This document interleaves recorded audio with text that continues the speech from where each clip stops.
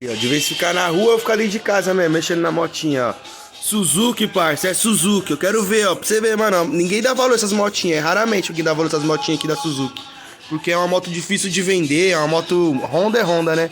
Suzuki é uma moto, uma quinta, sexta moto menos vendida do Brasil. Mas dá uma atenção nisso, ó. A moto funcionando normal, bonitinho. Eu falei, vou limpar o carburador pra dar uma atenção, né? Ó, quando eu abro o carburador da moto, ó.